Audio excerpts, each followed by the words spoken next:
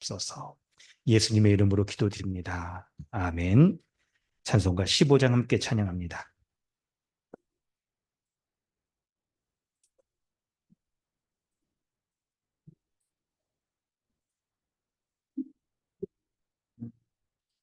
하나님의 뜻이 사랑 하늘에서 내려 우리 맘에 항상 계셔 온전하게 하소서. 우리 주님 자비하사 사랑하시니 두려워서 떠내 저를 구원하여 주소서. 걱정 근심 많은 저를 성령 감화하시며 와은은 사랑 받아 평안하게 하소서. 전과 끝이 되신 주님 항상 인도하셔서 악의 유혹 받는 것을 속히 하소서. 권능하신 아버지여 주의 능력 주시고 우리 맘에 임하셔서 떠나가지 마소서. 주께 영광 항상 돌 전사처럼 섬기며 주의 사랑 영영토록 찬송하게 하소서.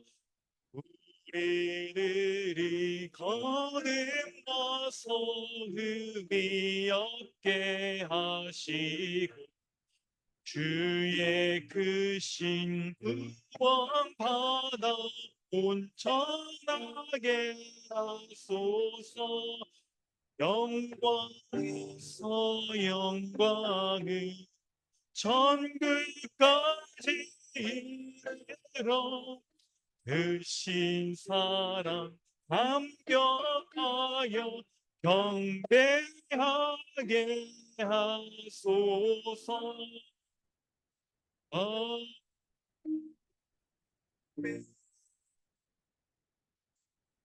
주보를 참고하셔서 사도신경으로 신앙을 고백하고 주기도문으로 기도하겠습니다. 나는 전능하신 아버지 하나님 천지의 창조주를 믿습니다. 나는 그의 유일하신 아들 우리 주 예수 그리스도를 믿습니다.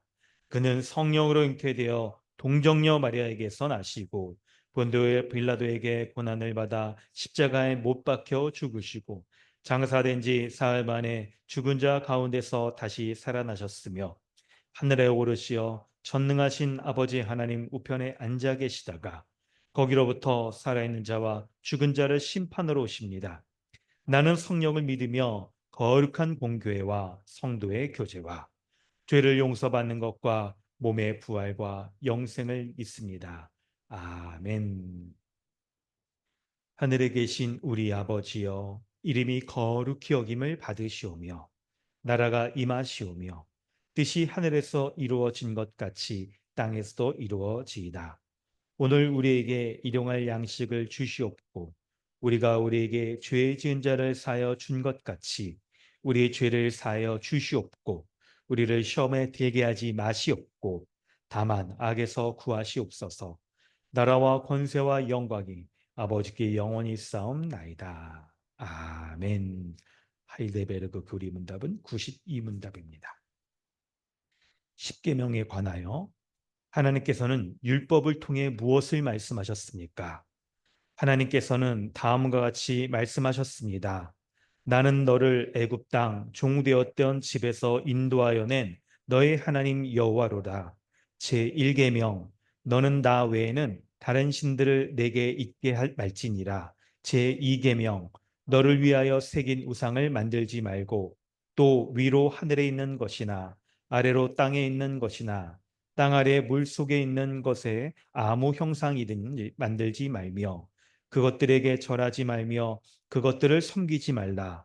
나 여호와 너의 하나님은 질투하는 하나님인즉 나를 미워하는 자의 죄를 갚되 아비로부터 아들에게로 3, 4대까지 이르게 하거니와 나를 사랑하고 내 계명을 지키는 자에게는 1000대까지 은혜를 베푸느니라. 제3계명 너는 너의 하나님 여호와의 이름을 망령되이 일컫지 말라. 나 여호와는 나의 이름을 망령되이 일컫는 자를 죄 없다 하지 아니하리라. 제4계명 안식일을 기억하여 거룩히 지키라. 엿새 동안은 힘써 내 모든 일을 행할 것이나 제7일은 너의 하나님 여호와의 안식일인즉 너나 내 아들이나 내 딸이나 내 남종이나 내 여종이나 내 육축이나 내 문 안에 유하는 객이라도 아무 일도 하지 말라. 이는 엿새 동안에 나 여호와가 하늘과 땅과 바다와 그 가운데 모든 것을 만들고 제7일에 쉬었음이라. 그러므로 나 여호와가 안식일을 복되게 하여 그날을 거룩하게 하였느니라. 아멘. 이 시간 우리 함께 기도하겠습니다. 예배의 순서 가운데 있는 죄의 고백의 순서는 시간은 하나님 앞에 은혜로 말미암아 구원받은 그런 신자가 마음과 우리의 삶을 돌아보아 온전히 예배하고 그 예배가 이런 주일 형식으로만 그치는 것이 아니라 우리의 마음의 중심으로부터 정말 하나님 앞에 그 하나님을 바로 알고 예배하고 있는지 또한 우리의 삶에서 예배에 합당한 그런 구원받은 신자의 열매가 드러나고 있는지를 돌아보아 우리 자신이 참으로 하나님 앞에 예배하기 위한 것입니다.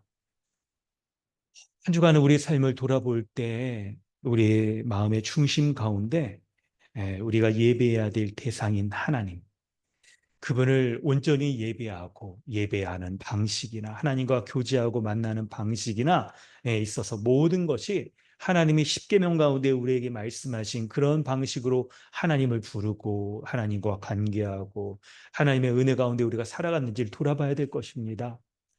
혹시나 한 주의 우리의 삶을 돌아볼 때 우리는 하나님을 위하여서 살아간다라고 하지만 실제로는 우리의 마음에 새긴 우상을 가지고 우리 자신을 위하여서 우리가 살아가지는 않았는지를 돌아봐야 할 것입니다.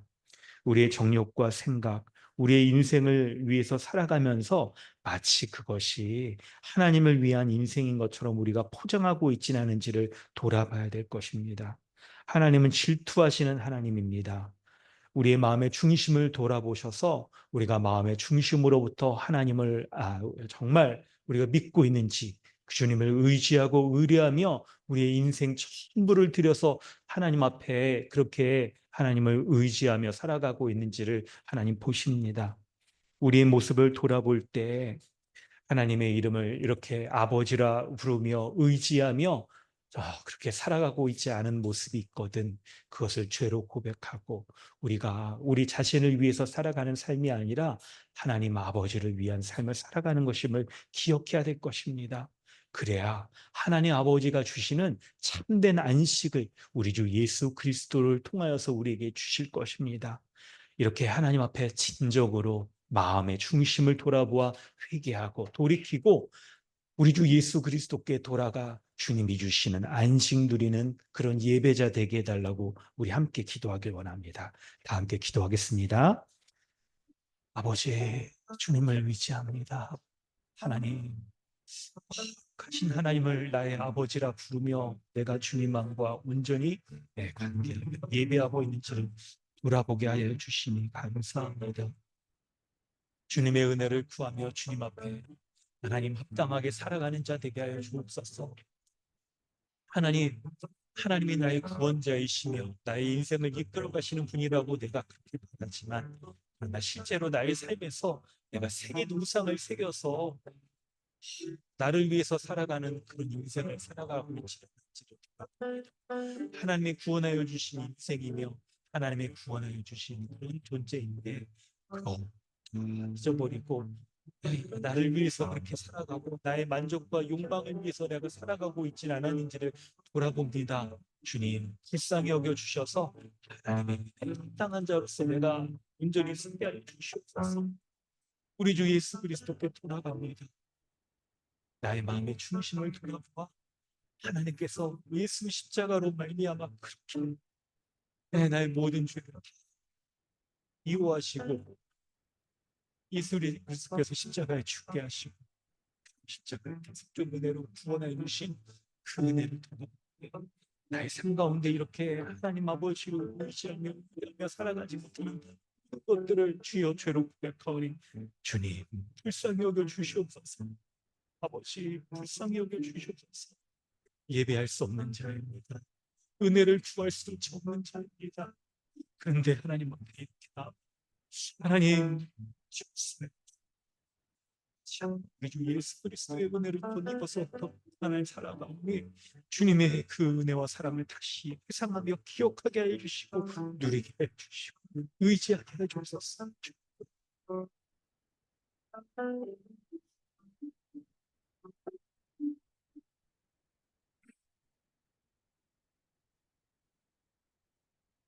하나님 아버지 주님의 은혜와 사랑에 감사드립니다.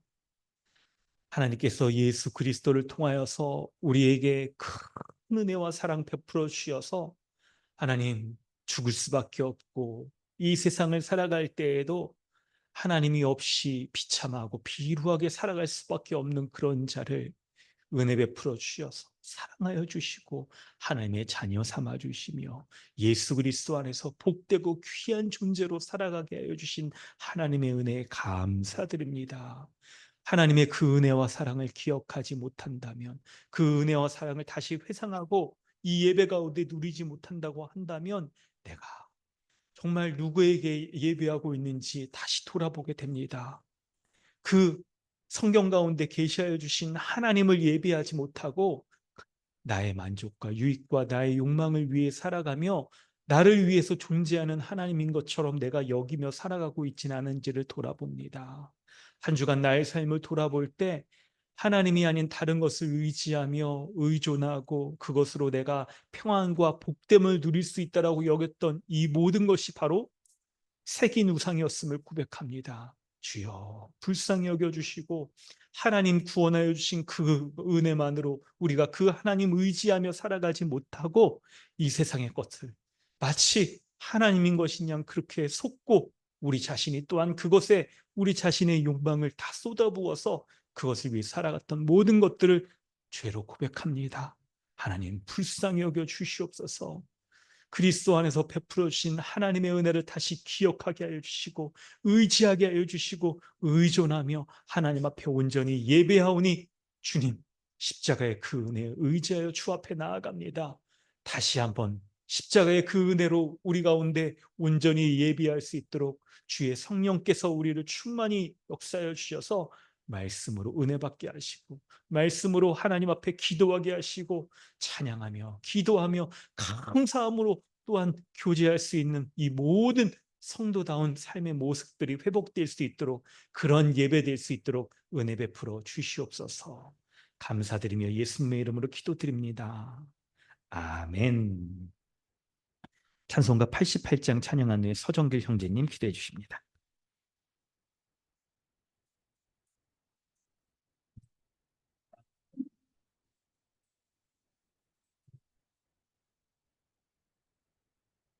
내 신정 사모하는 친구가 되시니 우주 예수님은 아름다워라. 산 밑에 백합화요 빛나는 새벽 주님 영원할 길 나주옵도다. 내 마음이 아플 적에 그 위로 되시며 나 외로울 때 좋은 친구라. 주는 저 산 밑에 백합 빛나는 새벽 이 땅 위에 비길 것이 없도다.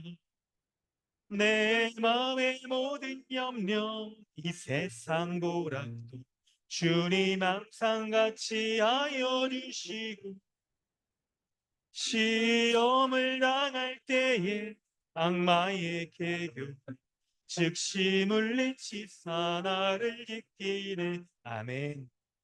온 세상 날 버려도 주 예수 안 버려 끝까지 나를 돌아보시네. 주는 저 산 밑에 백합 빛나는 새벽 위에 비길 것이 없도다. 내 마음을 다하여서 주님을 따르 길이 길이 나를 사랑하리니 물불이 두렵지 않고 장검도 겁없네. 주는 높은 산성 내 방패시라. 내 영혼 먹이시는 그를 드리고 나 친히 주를 뵙기 원하네. 주는 저 산 밑에 백합 빛나는 새벽별 이 땅 위에 비길. 3절 한 번 더 하겠습니다. 내 마음을 다하여서 주님을 따르며 길이 길이 나를 사랑하리니 물불이 두렵지 않고 창검도 겁없네. 주는 높은 산성 내 방패시라. 내 영혼 먹이시는 그를 드리고 나 친히 주를 뵙기 원하네. 주는 저 산 밑에 백합 빛나는 새벽별 지나 위에 비길 것이 없도다. 아멘.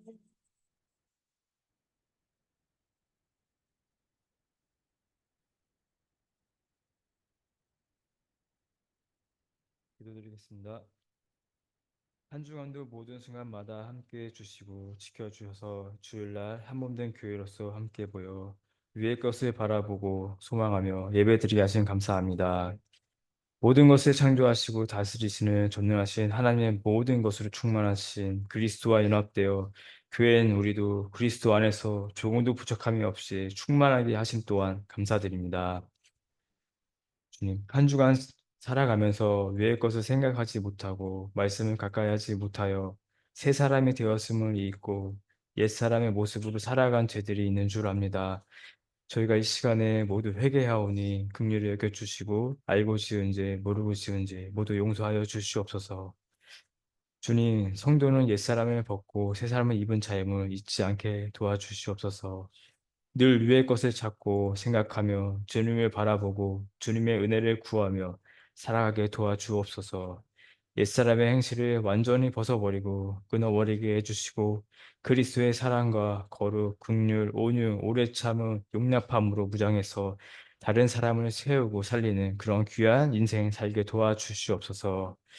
한몸된 교회를 한몸됨을 더 힘써서 서로 사랑하고 섬김으로 한몸됨을 견고히 세워가며 그리스도를 더 닮아가고 그리스도처럼 살아가는 저희 강동 주님의 교회가 되게 도와주시옵소서. 아이들을 위해 기도합니다. 우리 아이들 어렸을 때부터 부모와 함께 교회를 다니고 복음을 듣게 하신 감사합니다.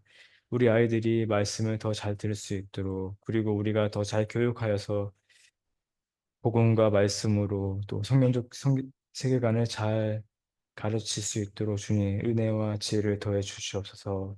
우리 친구들이 성경적 세계관을 잘 배우고 받아들여서 말씀을 무장해서 일찍부터 거룩하고 영광스러운 교회의 삶을 충만히 누릴 수 있도록 은혜 베풀어 주시옵소서. 담임 목사님 위해서 기도합니다. 주님께 받은 사명 온전히 집중하여 또 순종하고 잘 감당할 수 있도록 큰 지혜와 큰 은혜를 더해 주시옵소서. 특별히 아픈 곳에 주님 돌봐 주어 주시옵소서. 또한 가정에 은혜와 평강이 넘칠 수 있도록 주님 돌보아 주시옵소서. 말씀 듣는 시간입니다. 이 시간 온 마음과 정성을 다해 주님의 진리의 말씀에 집중할 수 있도록 도와주시옵소서. 말씀 드릴 때에 온전히 주님의 뜻을 깨닫게 하시고 그 깨달은 말씀 붙잡고 주님의 뜻에 순종하며 거룩하고 영광스러운 교회 삶을 살 수 있도록 주님 은혜 베풀어 주옵소서. 모든 것을 감사드리며 우리 주 예수 그리스도의 이름으로 기도드렸습니다. 아멘.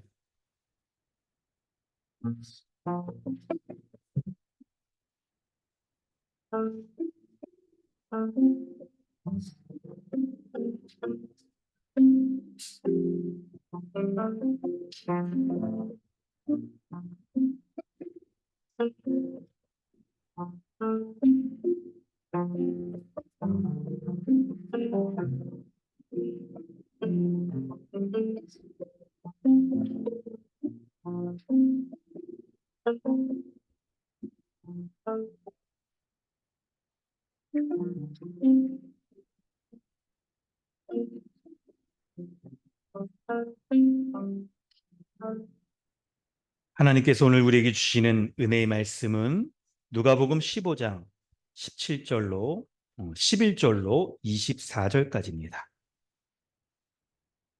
누가복음 15장 11절로 24절까지 말씀 함께 봉독하도록 하겠습니다. 우리 성경을 다 펴시고요. 우리 한 목소리로 우리 봉독하도록 하겠습니다. 또 이르시되 어떤 사람에게 두 아들이 있는데 그 둘째가 아버지에게 말하되 아버지여 재산 중에서 내게 돌아올 분깃을 내게 주소서 하는지라. 아버지가 그 살림을 각각 나눠 주었더니 그 후 며칠이 안 되어 둘째 아들이 재물을 다 모아 가지고 먼 나라에 가 거기서 허랑방탕하여 그 재산을 낭비하더니 다 없앤 후 그 나라에 크게 흉년이 들어 그가 비로소 궁핍한지라.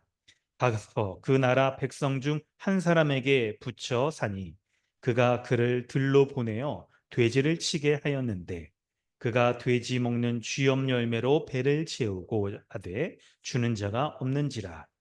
이에 스스로 돌이켜 이르되 내 아버지에게는 양식이 풍족한 품꾼이 얼마나 많은가. 나는 여기서 주려 죽는구나. 내가 일어나 아버지께 가서 이르기를 아버지 내가 하늘과 아버지께 죄를 지었사오니 지금부터는 아버지의 아들이라 일컬음을 감당하지 못하겠나이다.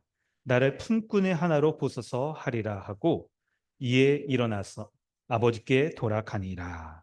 아직도 거리가 먼데 아버지가 그를 보고 치근히 여겨 달려가 목을 안고 입을 맞추니 아들이 이르되 아버지 내가 하늘과 아버지께 죄를 지었사오니 지금부터는 아버지의 아들이라 일컬음을 감당하지 못하겠나이다 하나 아버지는 종들에게 이르되 제일 좋은 옷을 내어다가 입히고 손에 가락지를 끼우고 발에 신을 신기라. 그리고 살진 송아지를 끌어다가 잡으라. 우리가 먹고 즐기자. 이 내 아들은 죽었다가 다시 살아났으며 내가 잃었다가 다시 얻었노라 하니 그들이 즐거워하더라. 아멘. 할렐루야. 오늘도 예배 가운데 나오신 모든 성도 여러분 환영합니다. 우리 서로 하나님 말씀 나누기 전에 서로 인사하겠습니다. 반갑습니다. 안녕하세요. 반갑습니다. 한 주 동안 평안하셨나요? 네, 우리 아이들도 이렇게 반갑게 인사하고 그러니까 감사합니다. 네, 우리 하나님 말씀 보도록 하겠습니다. 네, 오늘부터 우리는 몇 주 동안 이제 기도에 대한 말씀들을 함께 나눠보려고 합니다. 기도에 대한 이 말씀들을 나누면서 우리가 은혜 받고 또 기도를 통해서 하나님이 주시는 평안도 누리고 은혜와 복도 받는 그리고 하늘의 지혜와 능력과 힘도 누리는 그런 시간을 가지려고 합니다.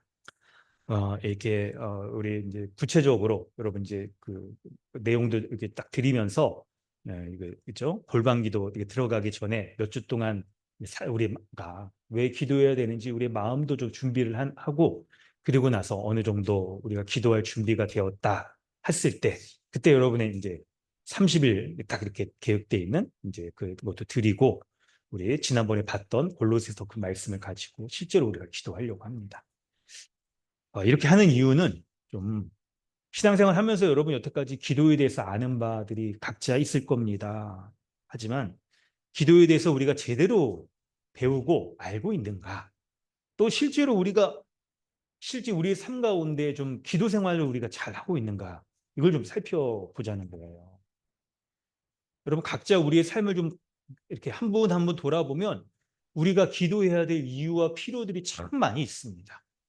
근데 우리가 이제 그런 것들을 우리의 바쁜 일상이나 아니면 우리가 지금 겪고 있는 문제들에 때로는 우리가 좀 이게 마음을 뺏겨가지고 기도해야겠다는 생각을 못하고 그 문제에만 좀 급급해가지고 그 해결하기만 급급해가지고 살아가고 있는 모습들도 있을 거예요.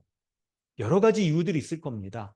그 이유들이 우리로 하여금 하나님 앞에 온전한 기도 생활을 하는 것들을 막고 있을 거예요. 그래서 우리가 기도에 대한 이 하나님의 말씀들을 살펴보면서 우리가 하나님께 참으로 기도하는 우리의 모습이 좀 바로 세워져야겠다. 어떻게 근데 기도하는 것이 하나님 앞에 올바른 기도인가를 생각해야 되는데, 근데 여러분 이거 있잖아요. 무엇이 이 골방 기도를 통해서 우리가 세워야 될 지점이냐고 하냐면요. 여러분 우리가 기도하는 거 돌아보면 오늘도 우리 주일 예배로 모였을 때 같이 이렇게 기도했습니다. 기도 인도자를 통해서 공동으로 또 기도하고 끝나고 또 오후에 DBS 할 때도 또 함께 이렇게 기도하기도 하고 또 주중에도 이렇게 지역 모임으로 모였을 때도 기도합니다. 우리가 기도 생활을 안 하는 게 아니에요. 근데 한 가지 우리가 좀 구별돼야 될 것은 함께 모여서 하는 그런 공동 기도 외에 개인적으로 내가 하나님과의 독대하는 기도 생활을 잘하고 있느냐. 그걸 살펴보자는 거예요. 그래서 개인적으로 하나님과 만나고 하나님과의 있죠? 내밀한 그 기도 생활을 하며 교제하면서 하나님의 말씀 가운데 우리에게 우리의 인생을 인도해 주시고 말씀 주시고 어떻게 살아가야 될지 지혜도 주시고 우리 인생도 하나님께 맡겨드리는 그런 기도 생활을 우리가 하고 있는지를 돌아보자는 것이죠.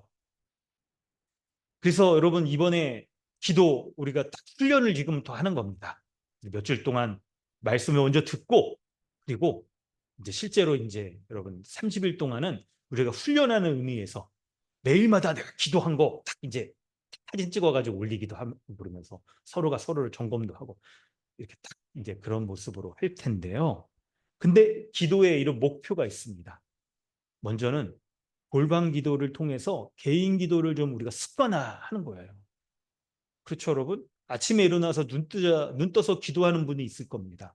식사 전에도 기도하는 분이 있겠고, 또 자기가 뭔가 일을 시작하기 전에 그 자리에 앉아서 먼저 기도하는 분도 있겠고, 교회 왔을 때도 딱 먼저 기도하고, 그리고 예배 드릴 때도 기도하고, 하는 것들, 이 모든 게 사실 우리에게 기도가 습관화되어 있기 때문에 우리가 어떤 뭔가를 하기에 앞서서 기도로 시작하고 있는 거잖아요.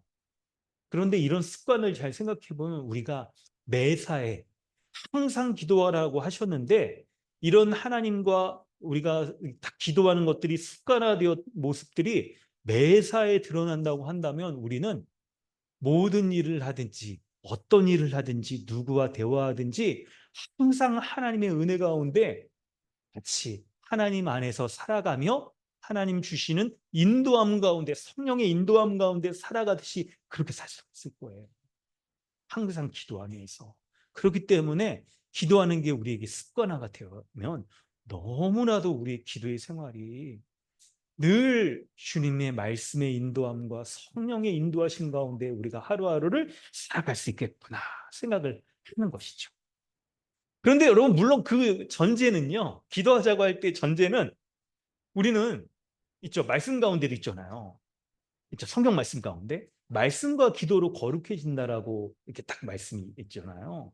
그래서 우리가 말씀과 기도를 함께 같이 가려고 하는 것이 우리 신앙에 참 중요한데 뭐 이번에 기도 훈련하자 할 때 그러면 이제 기도에 집중하기 위해서 말씀은 제쳐두고 기도만 하자. 물론 이런 건 아니라는 거 여러분 잘 아시죠? 그런 건 아닙니다, 여러분. 오히려 말씀과 기도가 함께 가기 위해서 골방 기도에 있죠. 골로새서의 말씀을 딱 가지고 그 나눠드린 표 혹시 갖고 계세요? 혹시 잃어버렸으면 여러분 다시 뽑으면 됩니다. 언제든지 그냥 말씀하셔도 돼요. 이렇게 하면서 말씀을 제쳐놓고 기도하는 게 아니라 말씀을 통해 하나님의 은혜에 충만한 기도 이렇게 하려고 하는 거예요. 그래서 오늘 첫 번째 본문 누가복음 15장 살펴보려고 하는데 여러분 잘 아시는 말씀이죠.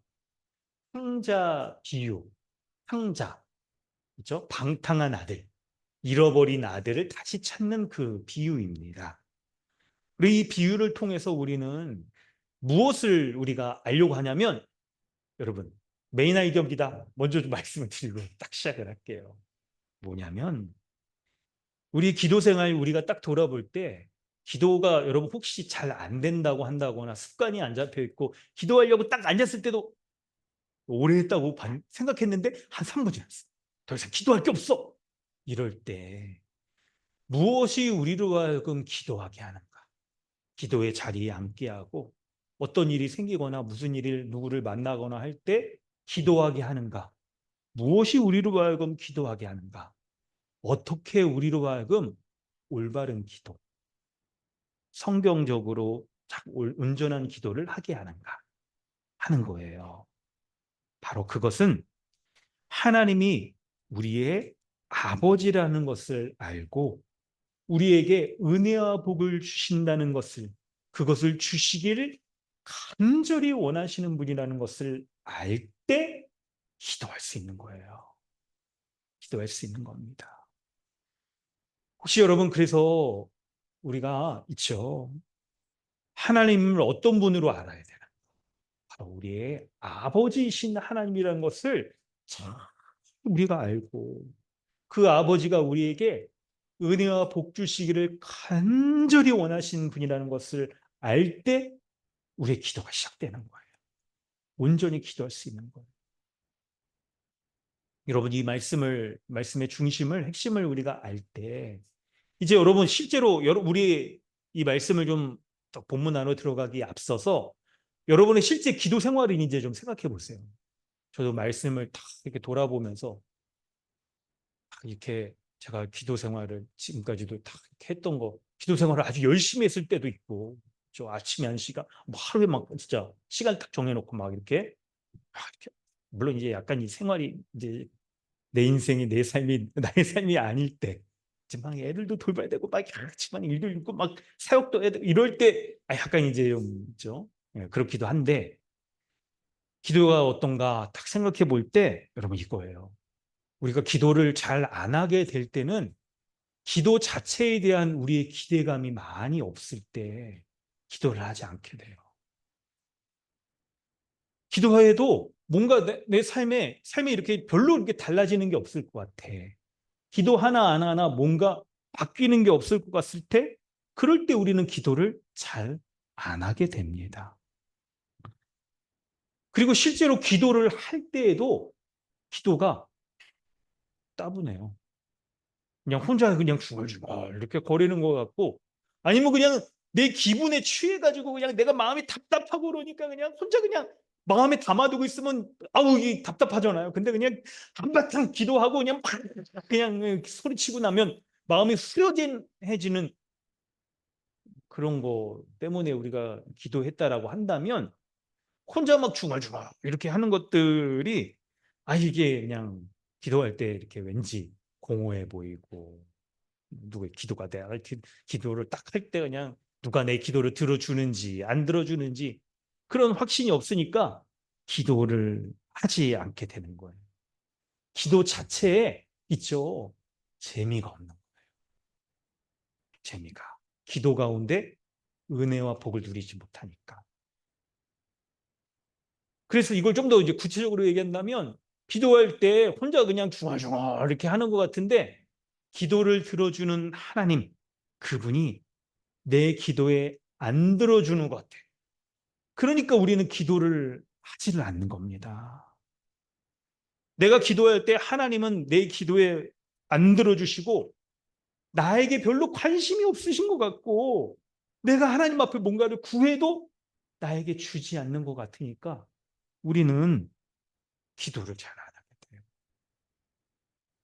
그런 마음의 상태일 때 여러분 우리의 기도가 좀 어떻게 바뀌냐면 하나님 앞에 하나님 이번에 그냥 이것만 들어주시면 내가 주를 위해서 뭘 하겠습니다. 이걸 바치겠습니다. 내 인생을 뭘 하겠습니다. 라는 서원 기도 같은 걸로 이제 바뀌기 시작해요.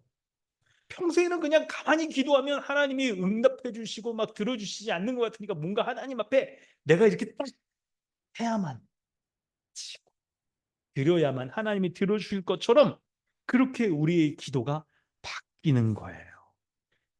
그런데 우리가 만약 우리의 기도가 그런 기도의 형태라고 한다면 우리의 마음에는 뭐가 담겨져 있냐면 바로 하나님이 나에게 관심이 없으시구나.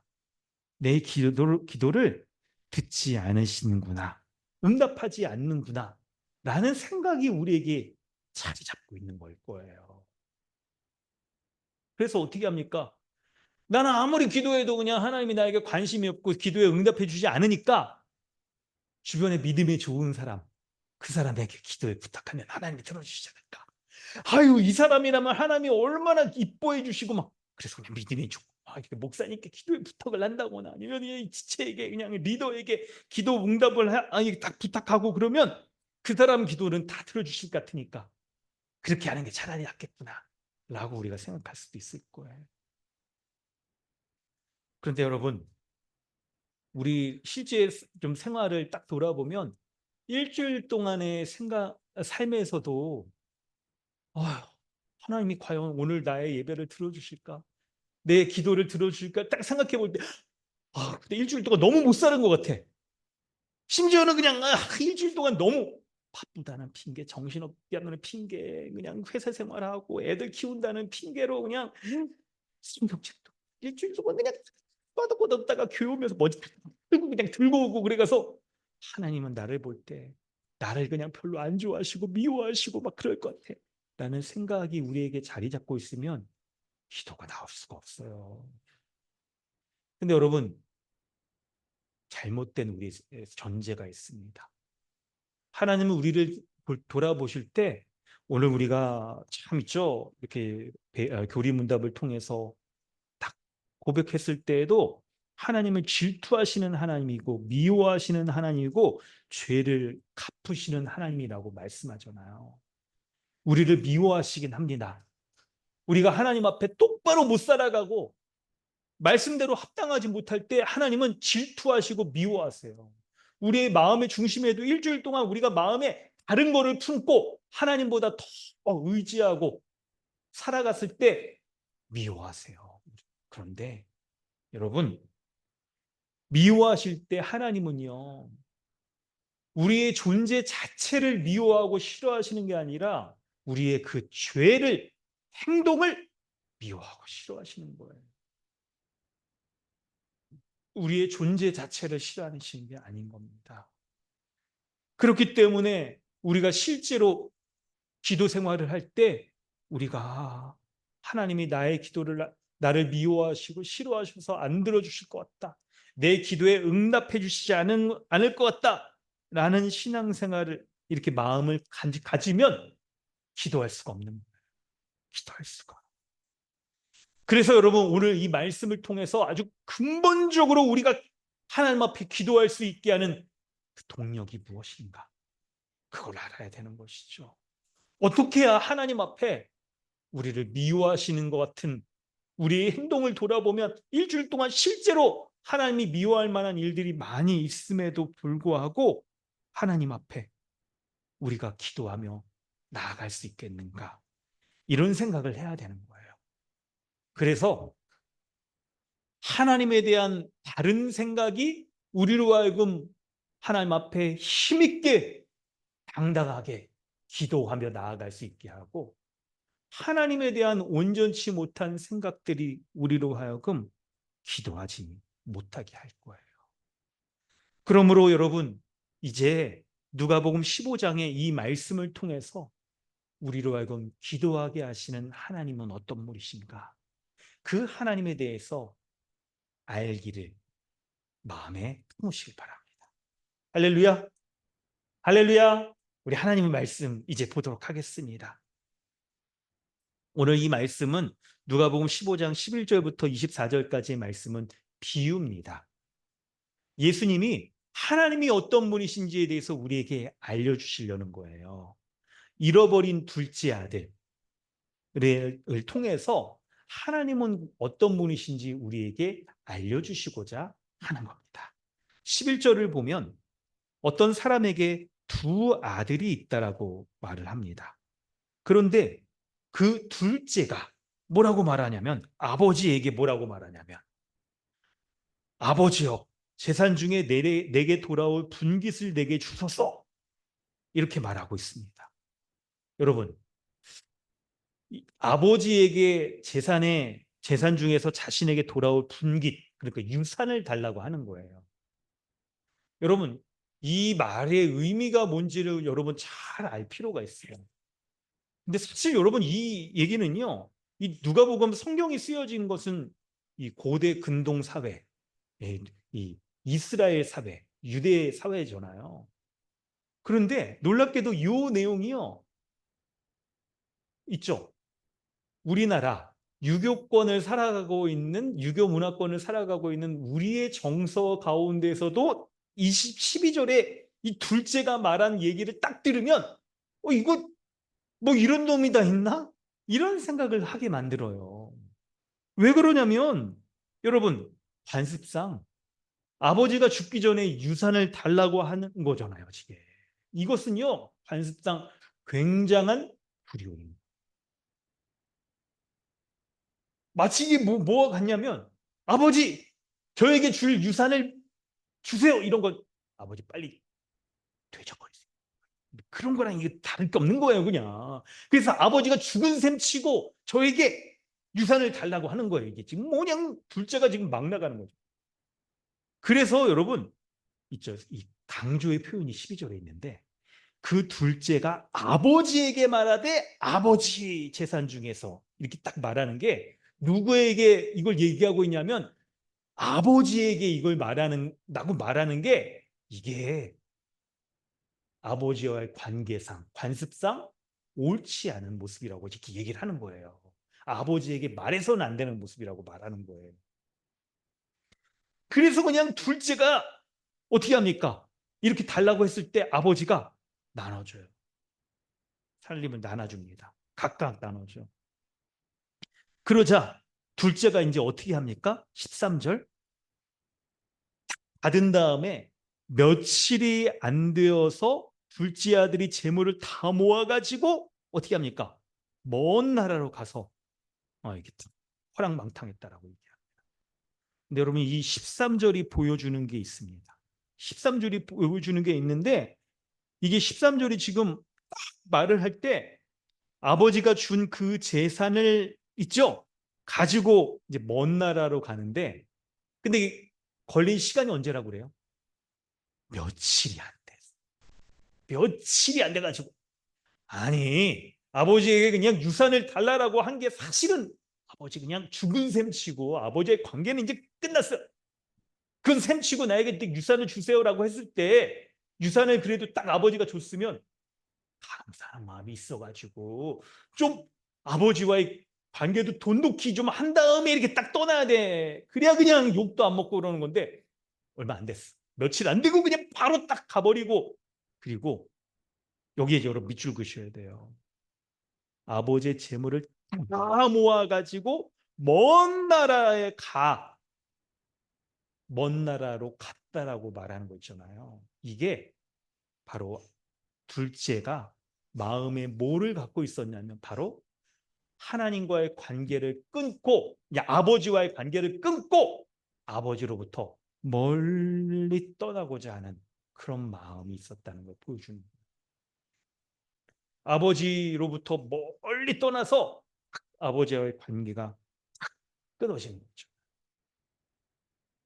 근데 여러분, 부모는 이렇게 못하죠. 정상적인 자녀에 대한 관계를 갖는 부모라면 그렇게 못합니다. 자기가 딱 낳고 기르고 한 자녀를, 비록 자녀가 끊고 딱 갔다 하더라도 그렇게 못하죠. 최근에 막 구하라법 이런 거 이제 딱 제정되고 국회 통과하고 그랬잖아요. 그 정상적이지 못한 부모, 딱 이제 예외죠, 이제 그런 것들. 정상적인 부모라면 아들이 이렇게 하더라도 이렇게 끊지를 못합니다. 부모와의 자식과의 관계가 그렇게 끊어질 수 있는 게 아니기 때문에 그렇죠. 여러분 여기 이제 보여주는 게 있습니다. 둘째 아들의 마음에는 뭐가 있길래 끊을래야 쉽게 끊을 수 없는 아버지와의 관계를 끊고 아버지로부터 멀리 떠나서 가고 싶어 했는가? 바로 13절 후반에 거기서 먼 나라에 가서 아버지의 관계가 끊어진 곳에 가서 아버지로부터 벗어나서 허랑방탕하여 그 재산을 낭비했다라고 말합니다. 아버지로부터 벗어나서 자기가 하고 싶은 대로 자신의 욕망을 쫓아서 살아가고 싶어 하는 거예요. 이 아들의 마음에는 그게 있는 겁니다. 여러분 이게 지금 우리에 대해서 보여주고 있는 거잖아요. 우리에 대해서. 아들은요. 마치 이런 겁니다. 우리가 하나님을 주로 여기고 하나님의 뜻대로 살아가면 우리의 인생이 재미없고 우리가 바라고 기쁘고 우리가 바라는 그런 것들을 다 원하는 대로 하지 못한다라고 그렇게 생각하기 때문에 아버지로부터 멀리 떠나고 싶은 거예요. 그래서 그 아버지로부터 멀리 떠나서 내가 하고 싶은 대로 나의 욕망대로 나의 뜻대로 하면서 살아가면 인생이 인생이 내가 원하는 대로 펼쳐질 것처럼 정말 재밌는 인생 살고 있을 것처럼 그렇게 여기는 거 있잖아요. 그래서 교회에서도 그냥 아예 목사님이 하나님 말씀 전해주면서 이거 하면 안 된다, 이런 걸 해야 된다, 우리가 딱 말씀대로 순종해서 이렇게 살아야 된다, 교회로서 사는 것, 이 모든 것들에 대해서 말할 때도 그렇게 하면 내 인생이 막 이렇게 안 되고 내가 원하는 대로 이렇게 딱 재미가 없을 것 같아, 이렇게 여기는 게 사람들의 모습인 거죠. 근데 성도 여러분, 혹시 우리 중에 이런 사람이 좀 있지 않습니까?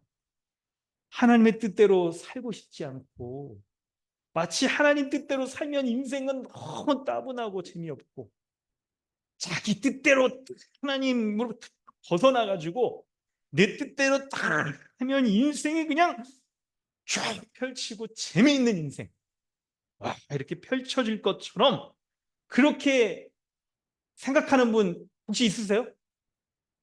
여러분 둘째의 심정이 한번 투영해 봤어요. 여러분 어떠세요? 여러분이 첫째라고 생각하세요? 둘째라고 생각하세요? 물론 첫째는 우리가 살펴봤지 않았지만 본문을 좀 잘라서 여러분이 첫째라고 생각하세요? 둘째라고 생각하세요?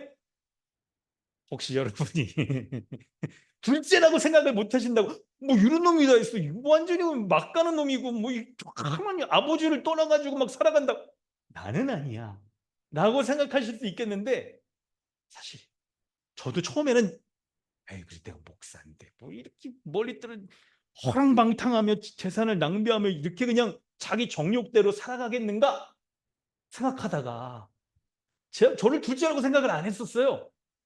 근데 본문을 좀 더 깊이 있게 보다 보니까 제가 둘째로 나 자신이라고 생각하지 못한 이유가 있더라고요. 그게 뭐냐면 그 정도의 재산이 없는 거야. 재산을 낭비할 재산이 없는 거예요. 그럴 돈을 가지고 이렇게 막 호랑망탕하게 살아보지 않은 거야. 그러니까 내가 둘째처럼 생각을 못 하더라고요. 아니 그냥 아버지 멀리 떠나가지고 거기서 호랑방탕하면서 재산을 낭비할 정도로 그렇게 딱 살아보지 않았어. 근데 만약에 있잖아 이런 그래서 상상을 해봤어요.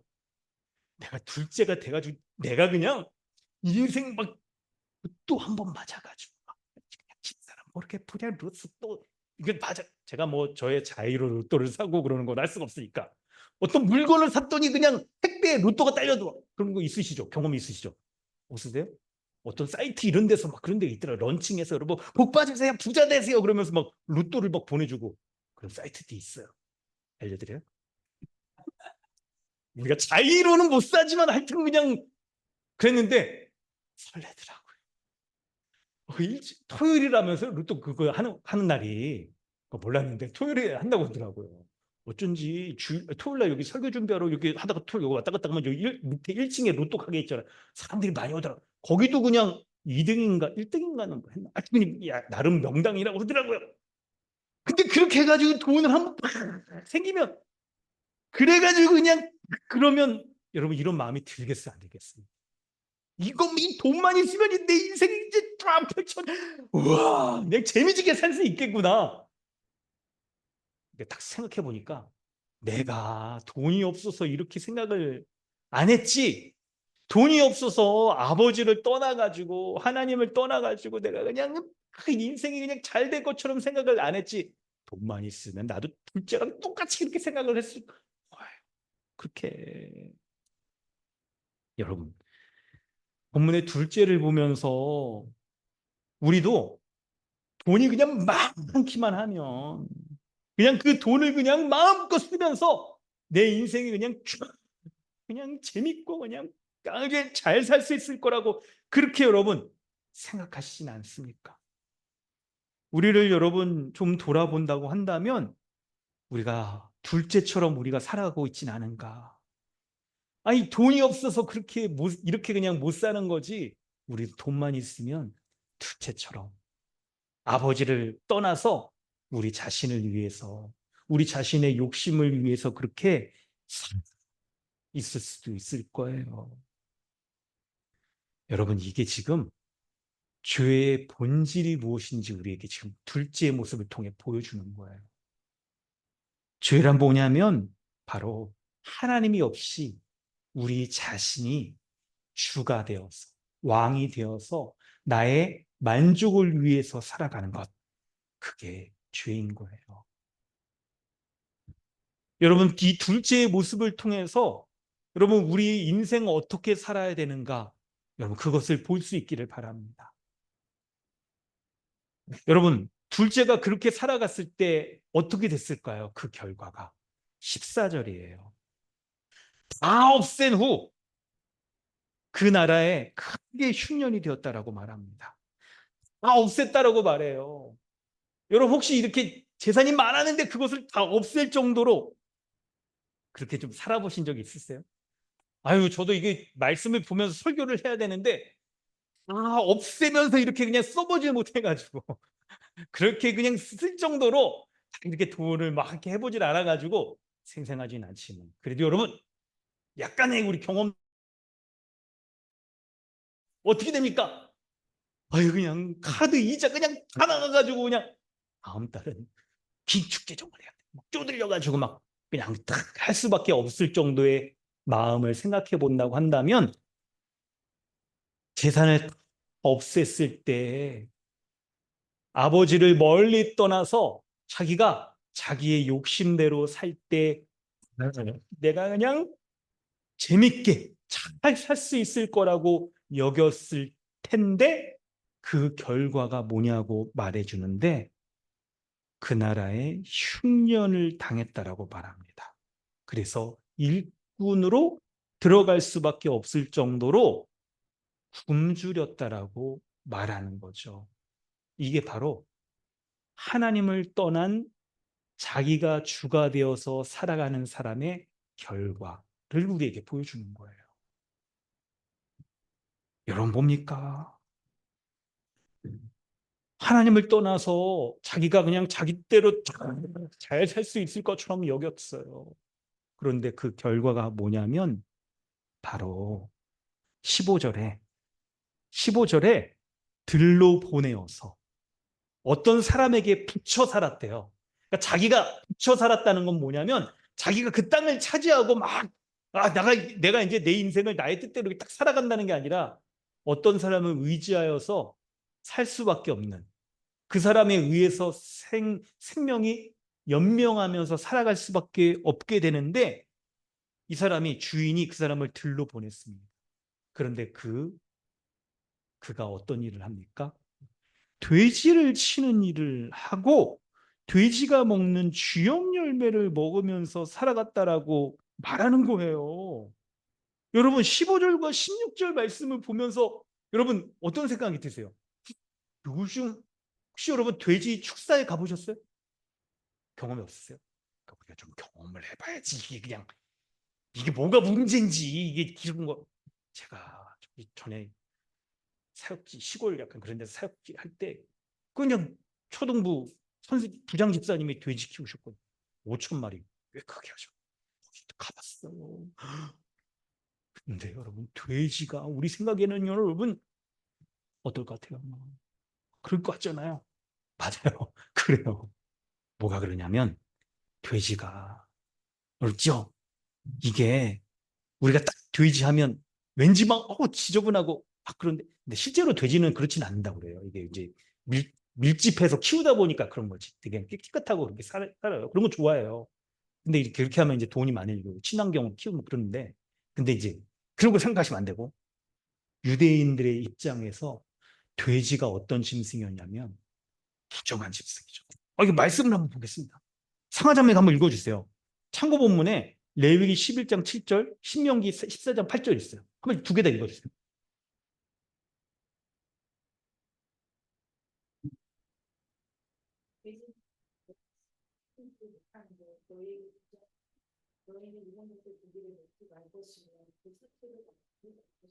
아멘.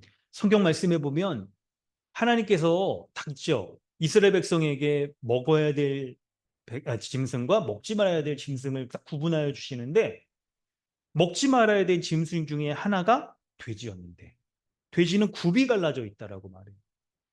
근데 그런 짐승은 책임질을 하지 못하니까 딱 이거 부정한 짐승이다. 먹지 말아야 된다. 근데 여러분 성경에 부정함과 죄의 특징이 있어요. 그것과 접촉하면 오염되고 죄가 전파된다는 거예요. 부정함이 전파된다는 특징이 있어요. 여러분 그래서 제가 이거 교회론 설명할 때도 이렇게 설명을 드렸잖아요. 그래서 우리 가운데 지체 가운데 죄가 있는 사람을 방치하여 두면 죄는 퍼져나간다. 그래서 죄 잘못하는 거 있을 때 그걸 말해줘야 된다고 말하는 거죠. 말하지 않으면 그 사람도 죄의 오염에 동참하게 되는 거예요. 그래서 죄가 퍼져나가. 반대로 거룩도 퍼져나간다고 말씀드렸고 교회론적 설명은 좀 놔두고 그렇기 때문에 부정한 짐승인 돼지와 접촉하는 것들을 유대인들은 꺼렸어요. 근데 여러분 이 사람이 지금 어떻습니까? 그런 부정한 짐승인 돼지를 치는 일을 하고 뿐만 아니라 어떻게 해요? 돼지가 먹는 쥐염 열매까지도 먹어야 되는 상황 가운데 있는 거예요. 여러분 이 둘째라고 이 일을 하고 싶었겠습니까? 유대인이잖아요. 돼지가 부정한 짐승이라는 거 안단 말이에요. 그거 피하고 싶었을 거예요. 그런데 성경이 지금 보여주는 것은 그의 인생이 이럴 정도로 밑바닥까지 떨어졌다는 걸 보여주는 거예요. 어떤 인생이요?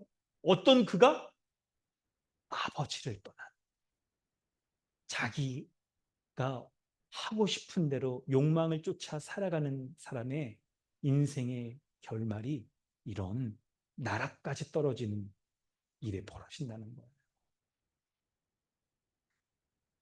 여러분 이런 거예요. 이런 겁니다.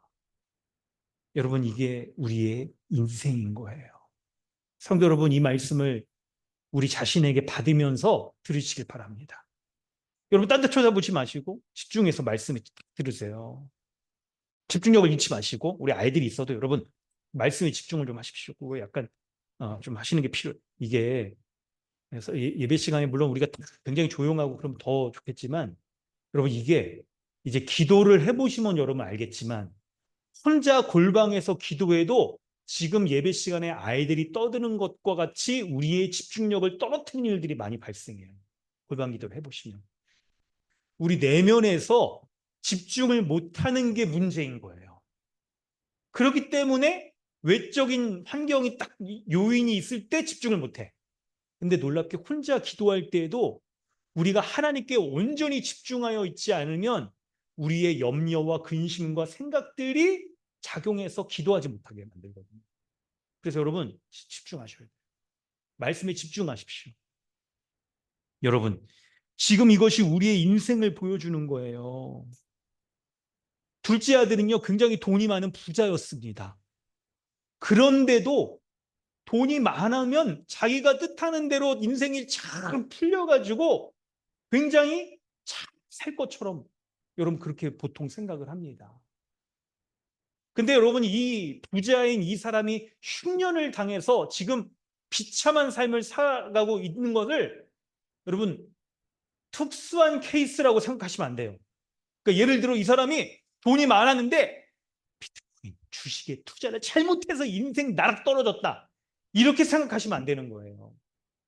친구 잘못 만나가지고 꾀에 빠져가지고 그냥 돈 빌려줬더니 이게 돈 날려가지고 인생 망가진 거다라고 생각하시면 안 되는 거예요. 오히려 돈이 많아서 우리에게 적용할 때요, 돈이 많아서 지금 그냥 떵떵거리고 잘 먹고 잘 살고 차도 좋은 거 타고 집도 넓은 평수에 그냥 신축 아파트, 그냥 아파트 딱 때마다만 옮겨 다니기도 하고 학군지도 좋은 데 살고 하더라도 비참한 흉년을 맞으며 살아갈 수 있다라고 보는 게 말씀을 제대로 해석하는 거예요. 그리고 우리가 이 사람처럼 돈이 많은 부자가 아니고 그냥 평범해, 그래도 우리의 인생이 흉년일 수 있다라고 보여야 되는 거예요. 여러분, 둘째라고 이 일들을 하고 싶어 하진 않았을 겁니다. 돼지 먹는 쥐염 열매 먹고 인생 돼지 다 키우면서 그렇게 하고 싶지 않았을 거예요. 돈이 많고 적음이 문제가 아닌 겁니다. 돈이 많아도 이렇게 될 수 있는 거예요. 돈이 많아도 마음의 중심에 자기가 주가 되어서 자신의 욕망을 채우기 위해서 계속 그렇게 살아간다고 한다면 돈의 노예가 되어서 인생 망가지고, 돈이 아무리 외적으로 많아도 그의 인생이 흉년처럼 살아갈 수가 있는 거예요. 평범하게 돈이 있고 때로 그냥 딱 월급 들어오면 돈이 좀 많았다가 그냥 월말 가까우면 그냥 돈 떨어져서 그냥 좀 이렇게 힘들어지고, 그런 보통의 인생을 살아도 우리가 흉년인 인생을 살 수 있는 거예요. 마음의 중심에 하나님이 주가 되어서 살아가지 않고 자기의 욕망대로 자기의 뜻하는 대로 살아간다고 한다면 그러한 인생이 흉년이 될 수 있는 거예요. 흉년.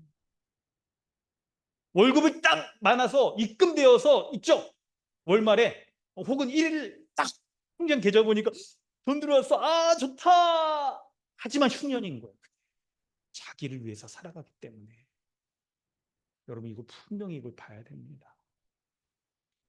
근데 반대로 신자는 여러분 부자가 아니어도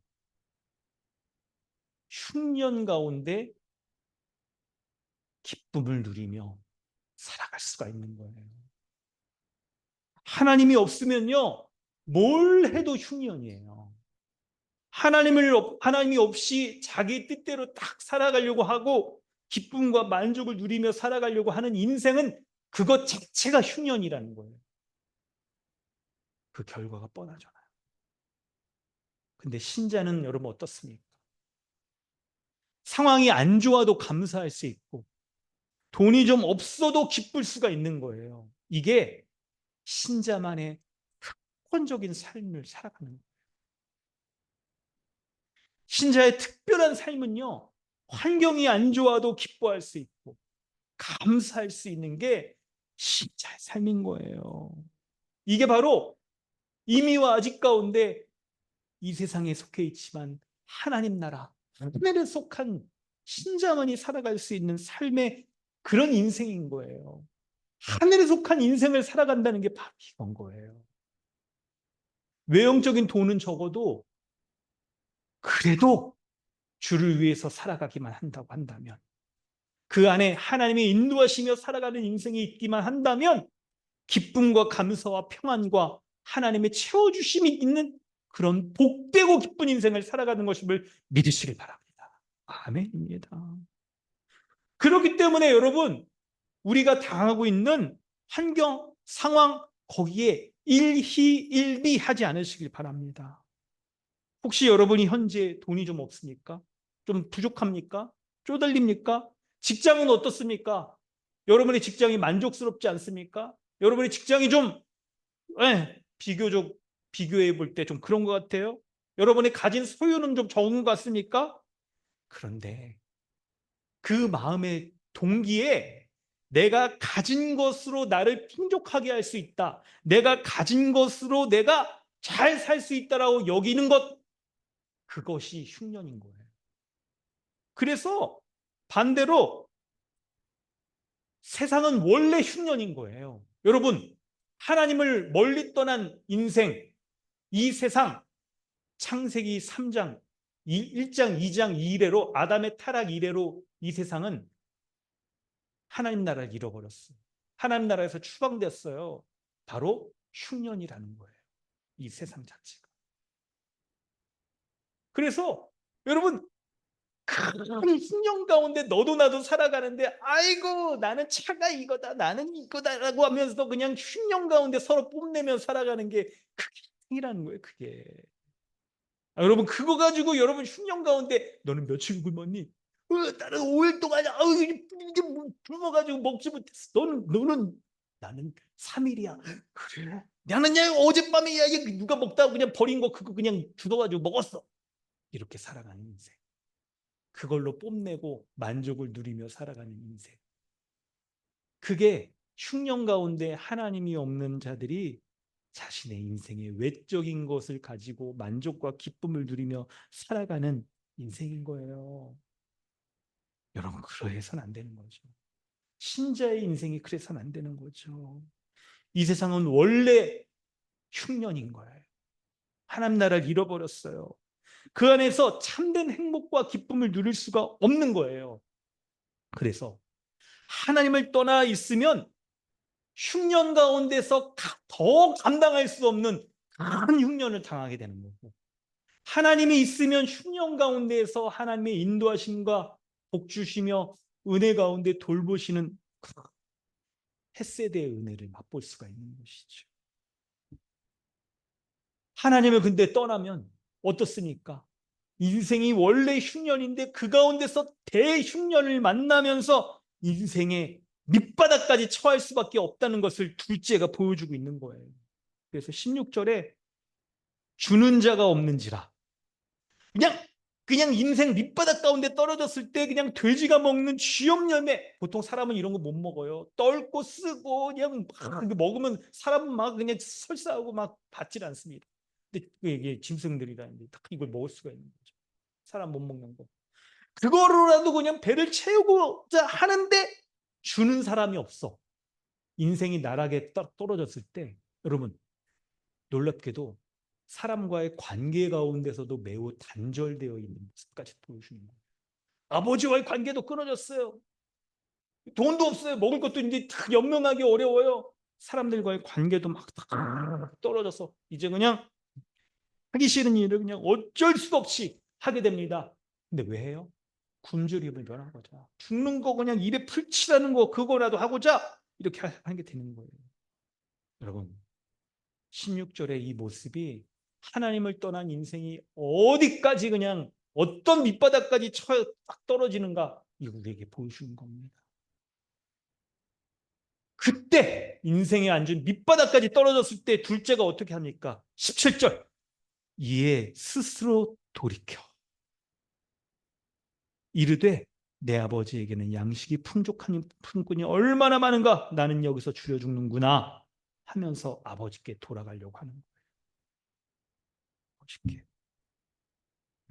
여러분, 이에 스스로 돌이켜 이르되 라는 말을 이 타번역본을 좀 찾아보면 어떻게 표현이 되냐면 자기 자신에게 돌아간다, 자기 자신에게로 돌이킨다 라고 그렇게 표현이 되어 있는데, 이게 뭐냐면 정신 차렸다는 거예요.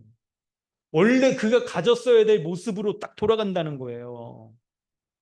그 전까지는 여러분 지금 어떻습니까? 스스로 돌이켜서 원래 그가 가져야 될 모습으로 딱 이렇게 쓰기 전까지는 완전히 지금 미쳐 있는 거죠. 근데 상황이 완전히 밑바닥까지 떨어지니까 그제서야 정신 차리게 된 거예요. 정신 차리게 된 거. 근데 여러분, 본문의 스토리를 잘 보면, 이제 인물 분석을 딱 해보면 원래 둘째와 있죠. 아버지의 관계는 뭐였습니까? 이거 약간 부자 관계. 그러니까 아버지라고 불러야 되는 관계예요. 근데 17절부터 딱 얘기할 때 둘째와 아버지의 관계가 정상적인 부자 관계가 아니라 뭐예요? 품꾼의 관계라는 걸 지금 얘기를 하는 거예요. 품꾼의 관계. 아직 이 둘째가 아버지와의 관계가 회복될 때 아버지의 아들까지는 생각하지 못하고 뭡니까? 품꾼이라도 돼가지고 내가 굶어 죽는 거라도 좀 면해야겠다.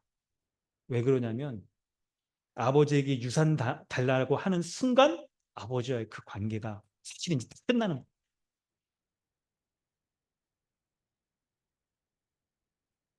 그래가지고 그가 아버지 집에는 그냥 품꾼조차도 그냥 다 배불리 먹는데 나는 지금 여기서 지금 뭐 하는구나. 뭐 하는 거냐. 여기서 막 굶주리고 그냥 비참하게 살고 먹는 것도 돼지 열매조차 못 먹고 지금 죽게 생겼구나. 그래서 18절에 그가 뭐라고 얘기하냐면 드디어 정신 차려서 아버지께 가서 이르되 아버지 내가 하늘과 아버지께 죄를 지었습니다. 라고 죄 고백을 합니다. 하늘이라는 여기서 하나님과 아버지께 죄를 지었습니다라고 이렇게 얘기를 하는 겁니다. 그리고 19절에 이제 아버지께 가고자 하는데 근데 아버지를 19절에 뭐라고 부릅니까?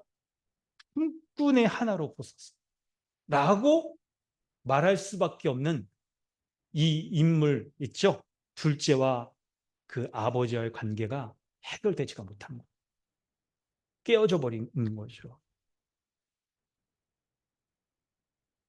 19절 여러분 잘 기억하세요. 동그라미 쳐두세요. 이따가 좀 설명드리려고 그래요.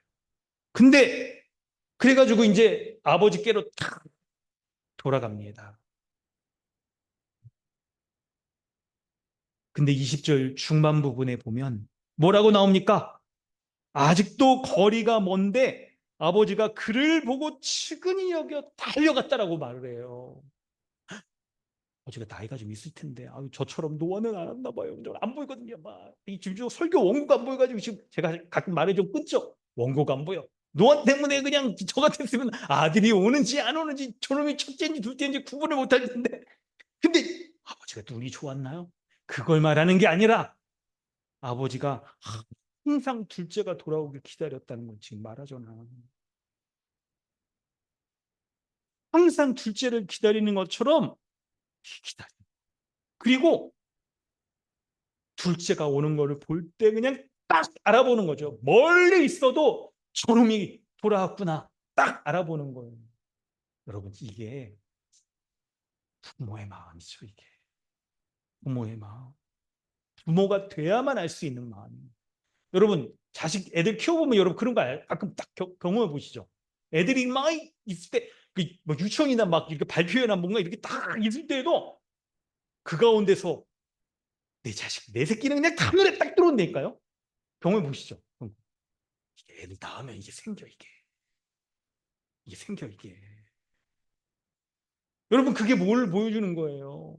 자기 자식을 얼마나 마음에 품고 있길래 한눈에 알아보고 멀리 있더라도 그거를 알아보게 된다는 거죠. 그래서 아버지가 어떻게 합니까? 달려갔어요. 목을 안고 입을 맞추는 거예요. 여러분 이게 물언들을 보면요. 당시에 아버지들이 굉장히 이제 가부장적인 막 그런 사회 속에 살았기 때문에 아들을 보면서 이렇게 막 달려가고 이런 거는 일반적으로 안 했다는 거예요. 근데 지금 이게 보여주는 게 아버지가 그냥 이 아들을 얼마나 지금 대단하게 생각하는가 이걸 그러니까 보여주는 거예요. 그래서 그냥 달려가서 치근히 여기면서 목을 안고 입을 맞춘다라고 막 그렇게 막 얘기를 하는 겁니다. 그냥 아들이 딱 돌아왔을 때 그냥 악수만 하면 그냥 이게 한 정도 포옹만 하는 그런 정도가 아니라 반갑다고 우리가 표현할 수 있는 그런 정도가 아니라 입을 맞출 정도로 아들을 둘째를 그렇게 그냥 생각하는 거예요. 여러분 혹시 자식 키우는 분들은 가끔 경험해 보시죠? 가끔 그냥 애들한테 화낼 때 그냥 애들이 막 이러면 이러고 막 약간 이게 그럴 수 있을 텐데 이게 둘째가 딱 들어왔을 때 뭐 그냥 그 재산 다 달라고 그래갖고 딱 떠나버리더니 이제 와가지고 막 그랬을 텐데 우리의 그냥 화가 난 정서를 생각해 보면. 근데 아버지가 지금 그렇지 않은 거예요.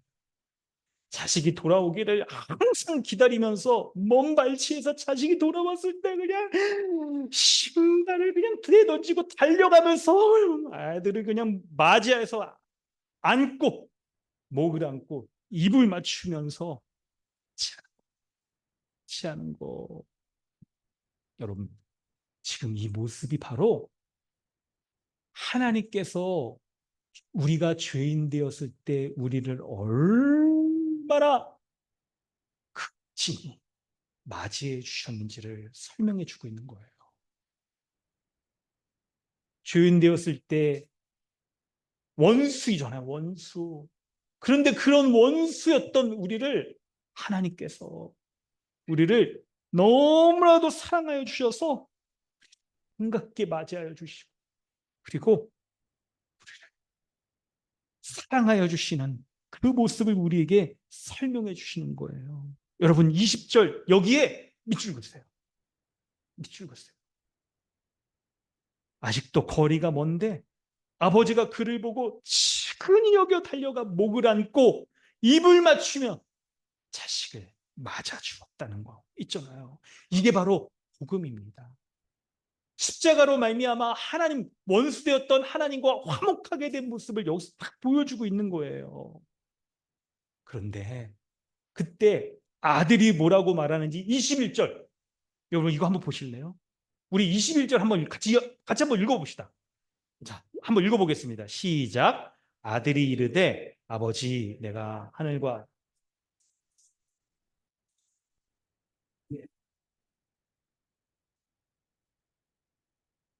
이렇게 했을 때 아버지가 종들에게 딱 얘기를 하는데요.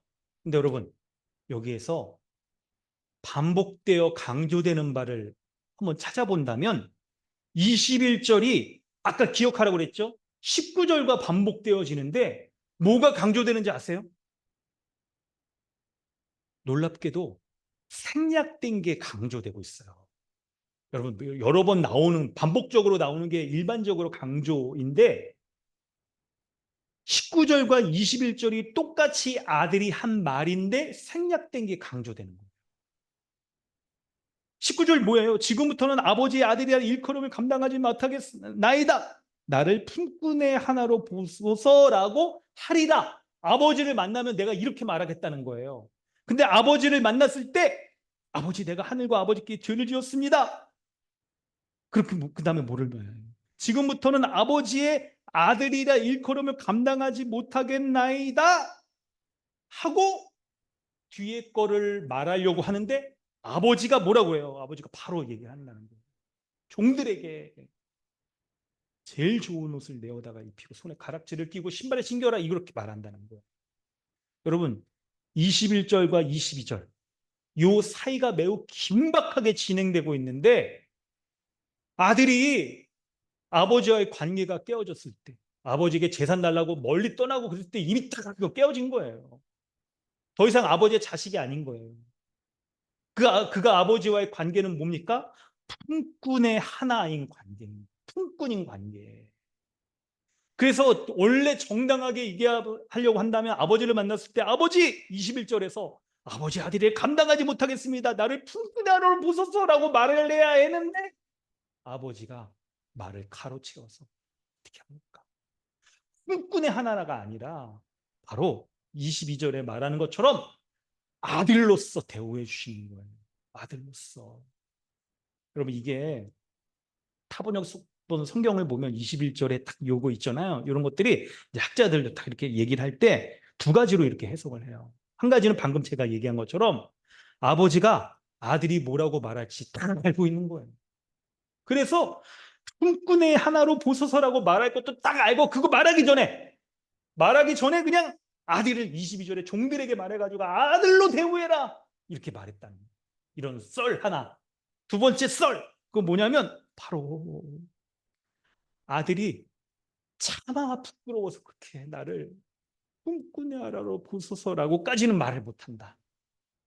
이게 너무 비참하니까 아버지께 돌아왔을 때 뭘로 하든. 근데 더 본문에 약간 흐름상 더 강조되는 건 아버지의 입장이 막 강조되고 막 그러잖아요. 그럴 때 아버지를 딱 세워주는 해석은 첫 번째. 그래서 이 아들이 아버지의 관계가 깨어져 가지고 나를 하나님 품꾼 하나로 보소서라고 딱 말하려는 걸 받고, 얘가 품꾼이 아니라 내 자식이다, 아들이다. 그래서 종들에게 제일 좋은 옷을 내어다가 입히고, 여기 제일 좋은 옷은 뭐냐면, 이게 이 사람들이 딱 있죠. 뭔가 예식 같은 거 할 때 유대인들이 딱 입을 때, 결혼식이나 이런 거 할 때 입는 옷들이 이렇게, 우리는 옷을 이렇게 대부분 짧게 편의성에서 입지만 뒤가 이렇게 길어요. 약간 결혼식 할 때 아니면 공주 이렇게 딱 할 때 이렇게 입는 옷 있잖아. 무슨 그런 거 할 때 입는 옷, 혹은 성경을 보면 천사들이 입는 옷이나, 아니면 요한계시록의 성도들이 마지막 새 예루살렘 완성된 하나님 나라에 들어갔을 때 예복을 입는다고 그러잖아요. 그때 입는 옷, 바로 하나님 나라의 아들로서의 지위를 갖는 자가 입는 옷을 가리키는 거죠. 그리고 가락지를 끼웁니다. 가락지를 끼운다는 건 뭡니까? 이 손에 인장 반지 같은 거.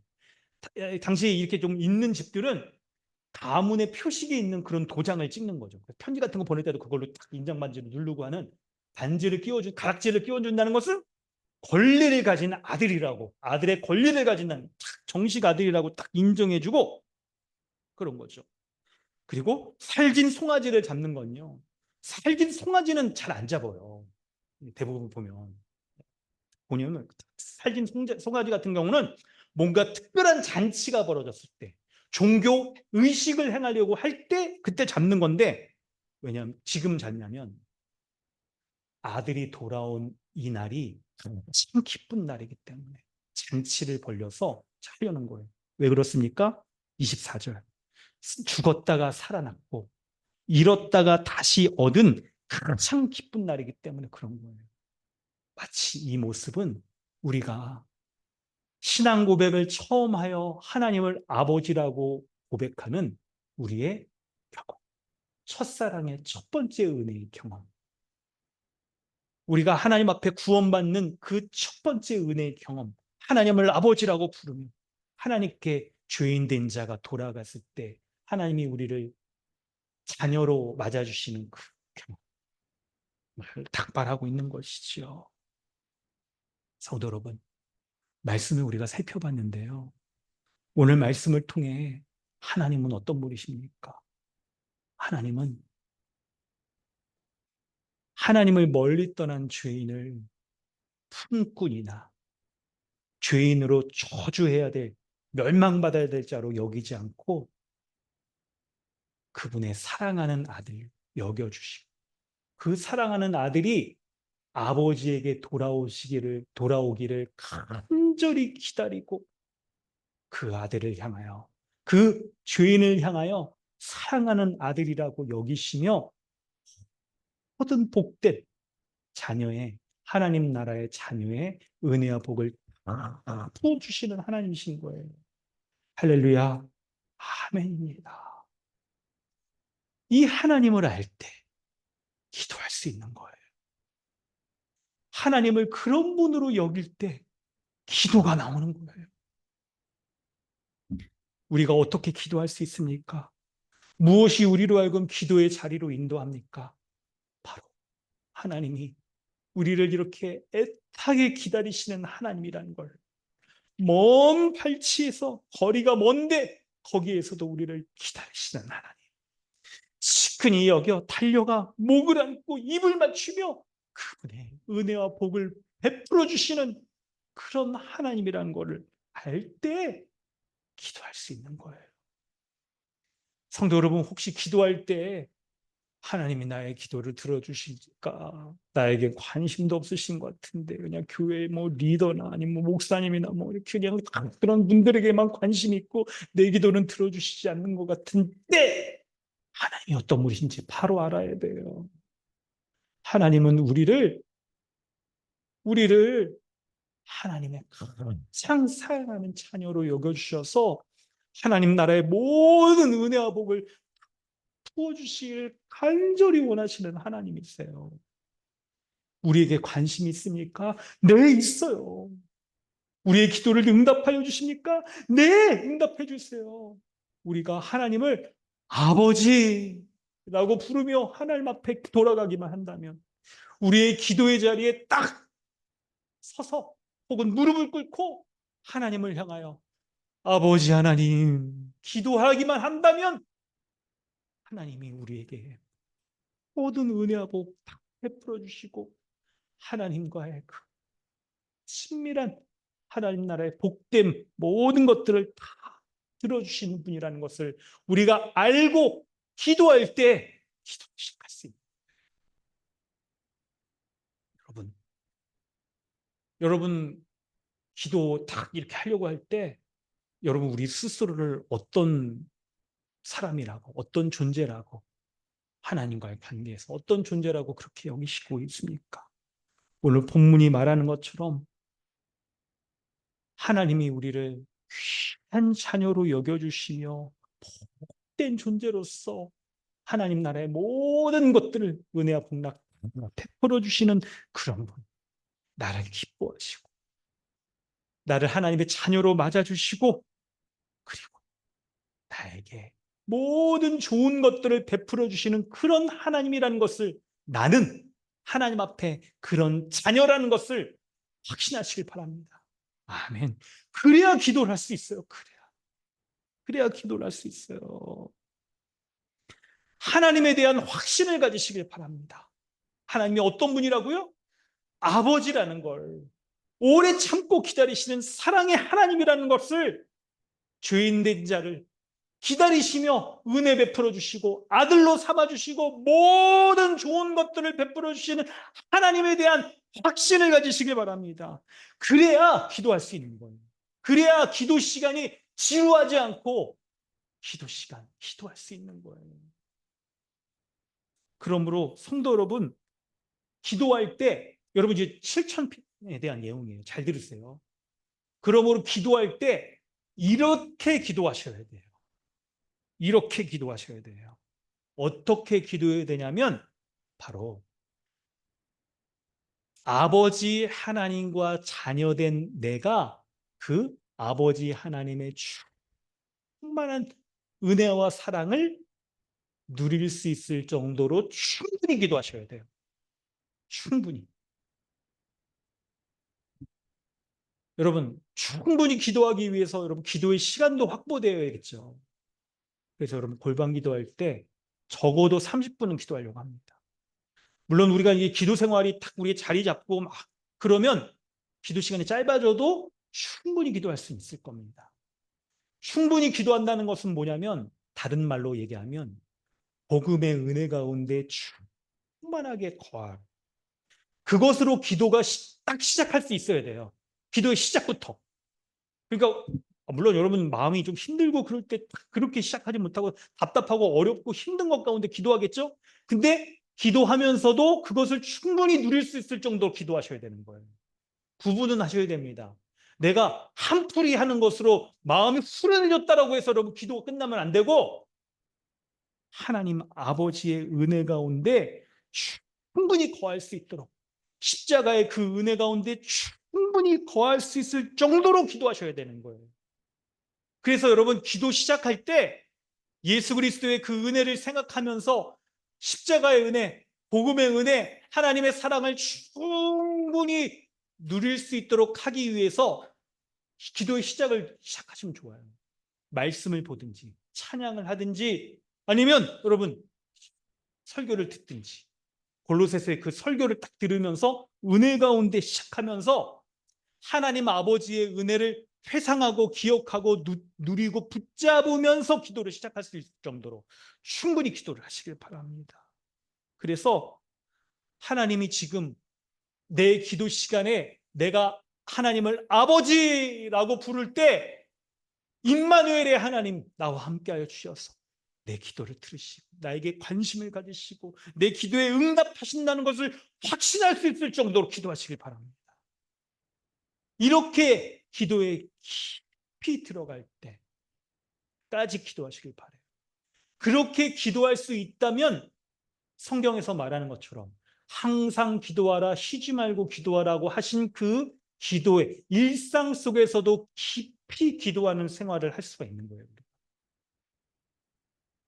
하나님의 임마누엘에 임재하셔서 하나님의 은혜와 사랑, 예수 십자가의 은혜를 항상 누리며 하나님 앞에 기도하는 딱 단계에 우리가 딱 거하면 항상 일상에서도 어떤 일을 시작할 때, 누구를 만날 때에도 하나님을 아버지라 부르며 그 짧은 한마디 가운데 그 기도의 깊은 지경까지 들어가서 말하고 만나고 하는 일상의 모든 것들이 우리의 기도가 될 수 있는 거예요.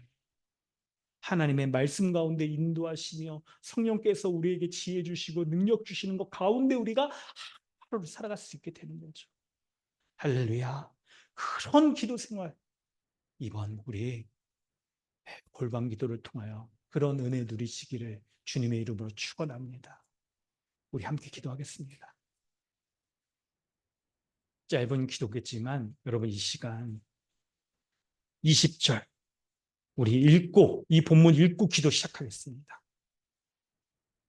20절 말씀, 22절까지 읽어보겠습니다. 우리는 우리 스스로의 모습을 볼 때 우리를 아버지의 아들이라 감당하지 못하고 품꾼으로 여겨달라고 말할 그런 사람들입니다. 그런데 하나님은 우리를 품꾼이 아닌 아들로 여겨주시는 거죠. 20절, 아직도, 여기서부터 우리 22절까지 읽도록 하겠습니다. 시작. 아직도 거리가 먼데 아버지가 그를 보고 측은히 여겨 달려가 목을 안고 입을 맞추니 아들이 이르되 아버지, 내가 하늘과 아버지께 죄를 지었사오니 지금부터는 아버지의 아들이라 일컬음을 감당하지 못하겠나이다 하나, 아버지는 종들에게 이르되 제일 좋은 옷을 내어다가 입히고 손에 가락지를 끼우고 발에 신을 신기라. 우리 이 시간 기도하겠습니다. 하나님을 아버지라 부르며 여러분 기도하시길 바랍니다. 우리 함께 기도하겠습니다. 아버지, 아니 주님의 은혜 감사.